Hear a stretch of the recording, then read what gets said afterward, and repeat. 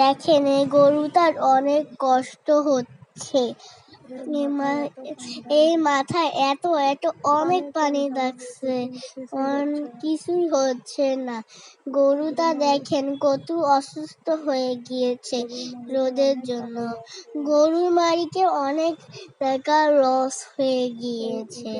এই যে প্রায় 3-4 লাখ টাকা বিক্রি হতো, কিন্তু গরু অসুস্থ হয়ে গিয়েছে। আল্লাহ চাইলে সবই পারে। দেখেন কিভাবে গরুর অবস্থা কি হয়েছে রাস্তার মধ্যে, দেখেন কিরকম। এই জন্যই আমরা সবাই একে অপরের পাশে দাঁড়াবো, বুঝছেন? এবার সবাই মিলে এই গরুটাকে কোরবানি করে দিবে। দেখেন কত কষ্ট লাগছে গরুটাকে, দেখেন আপনার কত কষ্ট পাচ্ছে গরুটা, দেখছেনই তো।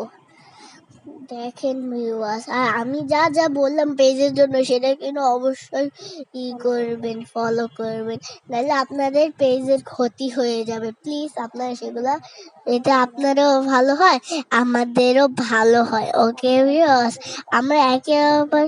আমরা একে অপরের পাশে দাঁড়ালে সফলতা পাবো। ওকে ভিউয়ার্স, তাই বলছি, এই কথাটা কিন্তু মাথায় রাখতে হবে।